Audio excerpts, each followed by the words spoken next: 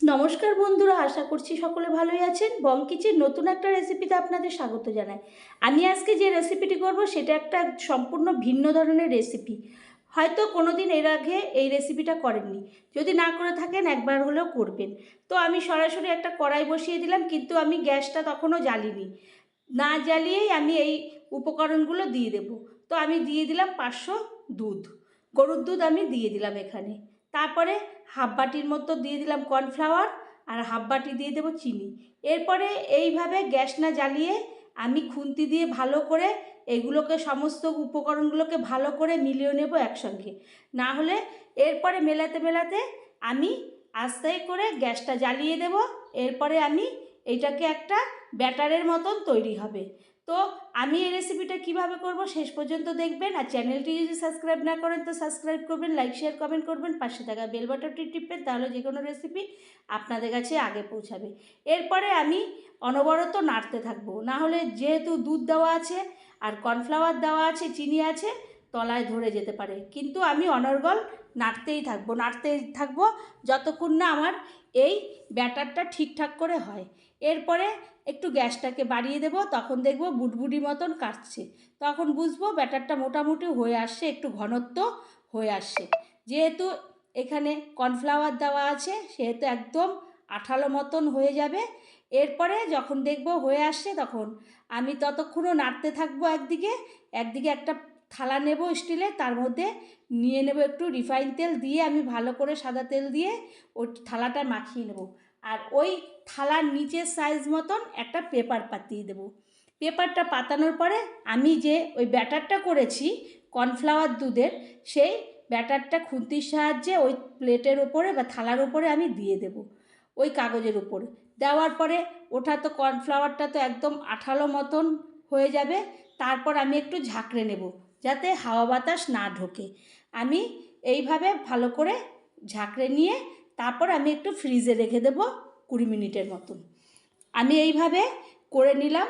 তো বন্ধুরা, আমার মনে হয় এই রকম একটা রেসিপি একদিন যদি করেন, বাড়ির লোক আপনার কাছে সবসময় করার জন্যে বায়না করবে। এরপরে 10 মিনিট পরে আমি ফ্রিজ থেকে বার করব এবং থালার থেকে পেপারটা উবুর করে তুলে নেব। এবার পেপারটাকে ওই যে ব্যাটারটা করেছিলাম দুধ ভাজার, সেইটাকে পেপারটা সুন্দরভাবে আমার উঠে আসবে, একদম কোনো লেগে থাকবে না, চিটকে সুন্দর উঠে আসলো। এরপরে আমি একটা ছুরির সাহায্যে এগুলোকে পিস পিস করে আমি কাটবো। তো এই দুধ ভাজা রেসিপিটা একদিন হলে বাড়ির সকলকে বন্ধুরা করে খাওয়াবেন। আর বাড়ির সকলে দেখবেন আপনার কাছে যে কোনো সময় খুব অল্প সময় অল্প উপকরণে এই রেসিপিটা করা যায়, আর খেতেও দুর্দান্ত হয়। এরপরে আমি প্রথমে লম্বা লম্বাভাবে পিস পিস করব, তারপরে মধ্যখান দিয়ে আর একটা করে পিস করব, তারপরে তার মধ্য থেকে আবার আর একটা করে পিস করব। এইভাবে এত সুন্দর হয়ে গেছে, একদম পুরো খান্ডা মতন দিয়ে সুন্দর, কোনো গায়ে লাগেনি। তার মধ্যখান দিয়ে আর একটা করে পিস করে নিয়েছি, তা সরু সরু করে লম্বা লম্বা করে। এরপর আমি নিয়ে এলাম পাউরুটি দিয়ে গুঁড়ো করে নিয়েছি, আর এইদিকে কর্নফ্লাওয়ার গুলে নিয়েছি। তো আমি এইগুলোকে, কাজগুলোকে আগের থেকে আগিয়ে রেখেছি আমার রান্নাটা তাড়াতাড়ি রান্নাটা হওয়ার জন্যে।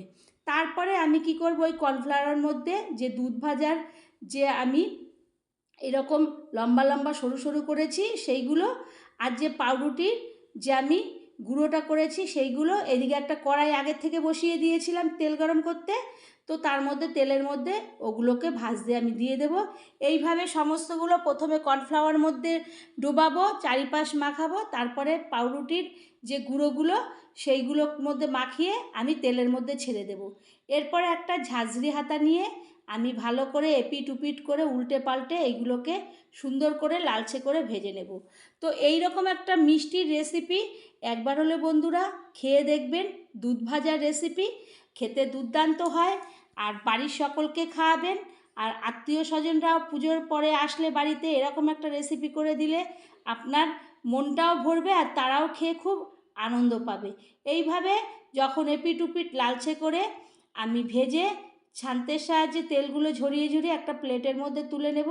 এরকম করে সমস্ত কয়টা আমি এইরকম প্রথমে কর্নফ্লাওয়ারের মধ্যে ডোবাবো, তারপরে পাউরুটির যে গুঁড়ো তার মধ্যে ডুবিয়ে নিয়ে আমি ওই তেলের মধ্যে দিয়ে দেব, দিয়ে এইভাবে আমি সমস্তগুলোকে ভাজা করে নেব।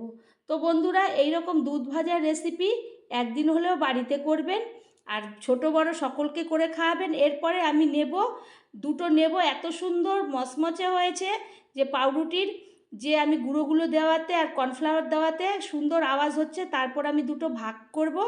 এত সুন্দর নরম আর তুলতুলে। চিনি দেওয়ার জন্য, যদি ভালো লাগে আবারও কোনো একটা রেসিপিতে দেখা হবে। ততক্ষণের জন্য ধন্যবাদ।